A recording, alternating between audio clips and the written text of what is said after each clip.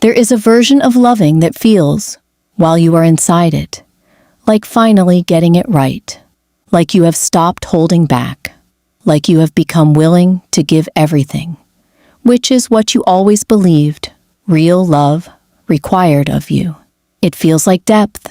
It feels like devotion. It feels like the kind of surrender that spiritual traditions speak of as the highest expression of an open heart. And then, at some point, usually quietly, usually without a single identifiable moment you can point to, you realize you cannot find yourself anymore. Not dramatically, not all at once, but the version of you that existed before this connection, the one with opinions that did not require approval before they were spoken, with needs that did not feel like impositions, with an interior life that did not organize itself entirely around another person's emotional weather. That version has become difficult to locate. This video is about the difference between those two things, between devotion and disappearance, and why that difference matters more in the twin flame connection than almost anywhere else. Let us describe what the losing actually looks like before it is named. It begins with attunement, which is not in itself a problem. You become sensitive to this person. You learn to read the quality of their silence, the particular texture of their distance, the difference between the withdrawal that means they need space and the withdrawal that means something is wrong. This sensitivity feels like love, because in its early form, it is a kind of love. It is the natural movement of genuine care toward understanding another person. But at some point, the attunement shifts. It stops being information and becomes instruction.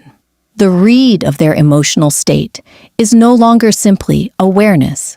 It becomes the primary input that determines what you feel, what you say, what you allow yourself to need. You notice this in specific moments. You form an opinion, and then, before it reaches the surface, you run it through a quiet, internal assessment. How will this land? Will it create distance? Is this the right time? And sometimes, often, the opinion is edited or swallowed entirely. Not because it was wrong, because the relational atmosphere did not feel safe enough to hold it. You notice it in the quality of your own needs. There is a category of things you want, things that are ordinary and legitimate, that have begun to feel like too much, like asking for them would place an unfair demand on the connection, and so they are quietly set aside, again and again, until the practice of setting them aside becomes so habitual that you stop fully registering that you had them. You notice it most clearly in this. When someone asks how you are doing, genuinely, the first thing that arises is not an answer about yourself. It is a thought about them, about the connection, about where things stand. Your own interior state has become secondary to the monitoring of theirs. This is not devotion. This is something that looks like devotion from the outside and feels like it from the inside. But it has a different structure, and that structure has consequences that devotion does not. Heinz Kohut was a psychoanalyst working in the latter half of the 20th century who proposed something that fundamentally reoriented how psychological health in relationships is understood. His central observation was this: the human self is not a fixed structure that develops once and then operates independently.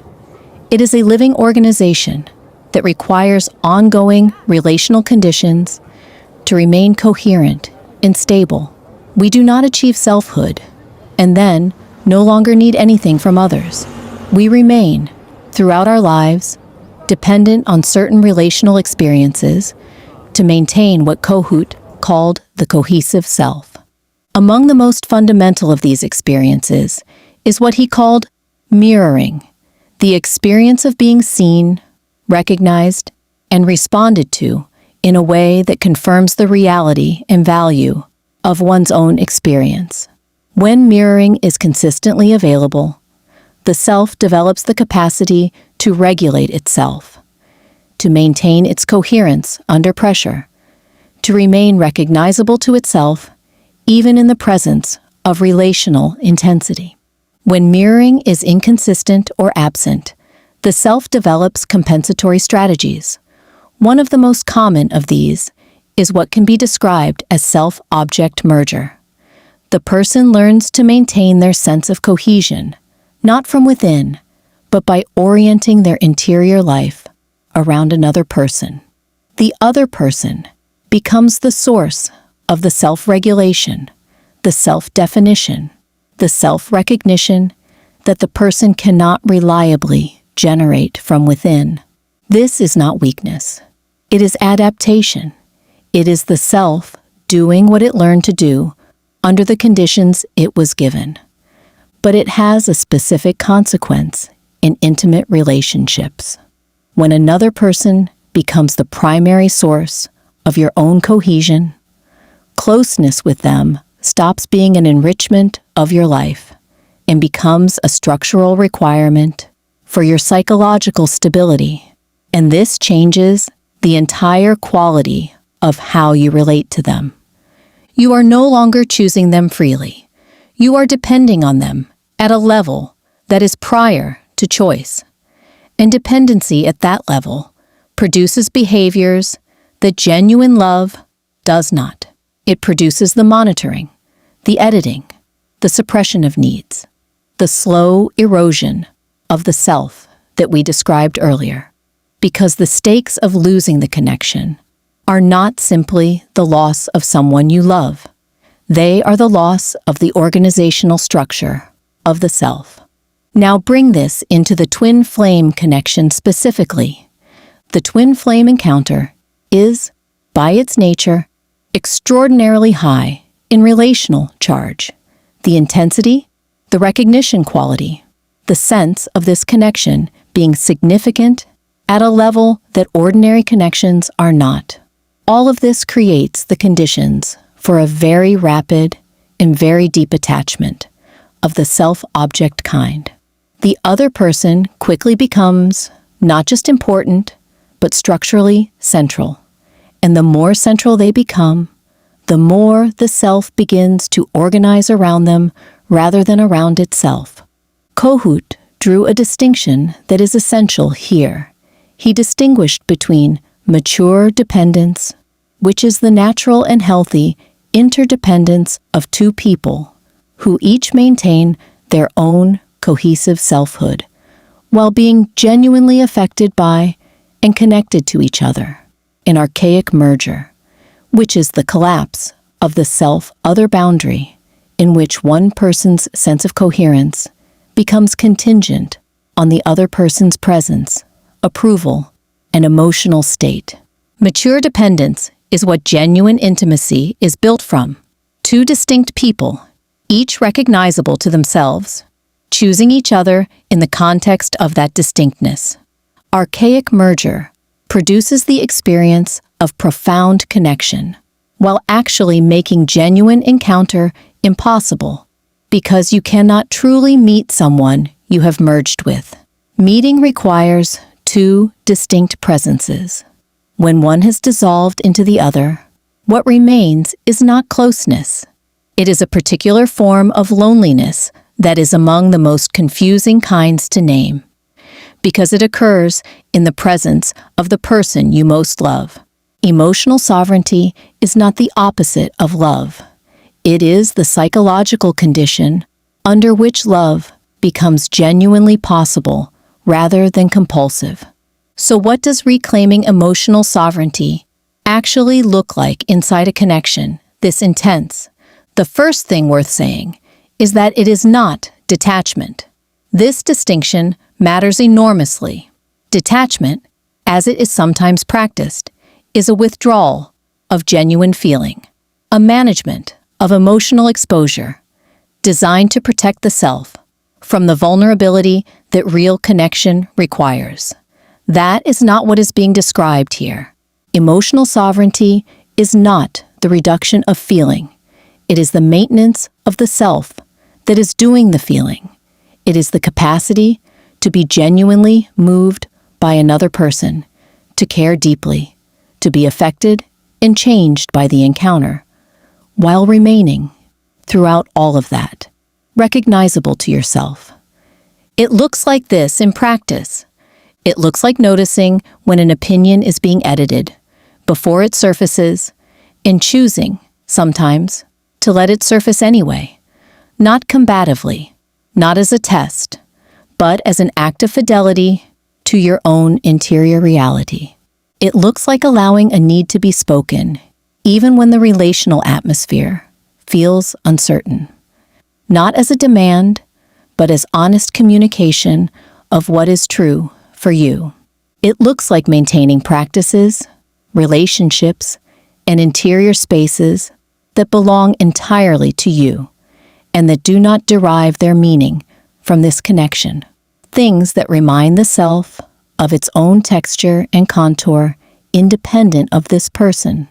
It looks like being able to feel the full weight of love for this person and simultaneously hold a clear sense of your own separateness. To be in the presence of the intensity without being consumed by it. Kohut would say, this is not a limitation of love. It is love's most mature form, because it is the only form in which the other person is actually seen. When you maintain your own selfhood, when you do not disappear into the connection, you remain capable of genuine perception. You can see them as they actually are, rather than as the emotional weather system your own stability depends on navigating. And paradoxically, this is the form of presence that actually nourishes the other person. A person who is dissolved into you cannot truly give you anything. They are too busy managing their own cohesion through you to have genuine surplus to offer. The twin flame connection asks for total presence, and total presence requires a total self. These are not in conflict. They are the same requirement, stated from two directions. Come back to yourself for a moment, not to the connection, not to this person, to the interior space that exists independently of them, the place in you that was present before they arrived, and that remains present now, even if it has become quieter or harder to locate than it once was. It is still there. The self does not disappear entirely. It goes quiet under the weight of intense relational experience, but it does not leave. Notice what it feels like to rest your attention there for a moment, not on what they are thinking or feeling or doing, on what you are thinking and feeling and doing in this moment, independent of them. That noticing is not selfishness. It is not a failure of devotion. It is the act of recovering the ground from which genuine love actually grows.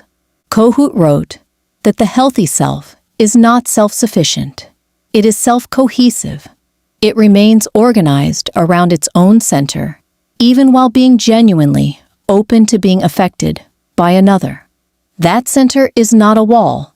It is not a barrier to intimacy. It is the stable interior ground from which you can reach toward another person without disappearing in the reaching. The twin flame connection will keep asking you to give more openness, more surrender, more willingness to be changed. And much of that asking is legitimate. Genuine love does change you.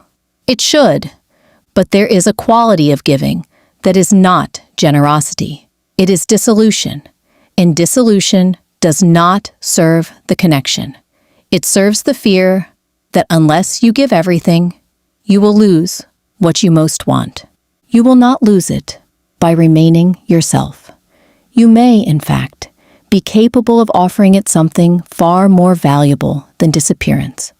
You can offer it your actual presence, which requires, as its first condition, that you remain someone who is actually here. What would it mean to love this person fully and remain throughout that loving, entirely and unapologetically yourself? That is not a lesser love. It may be the only kind that is genuinely sustainable.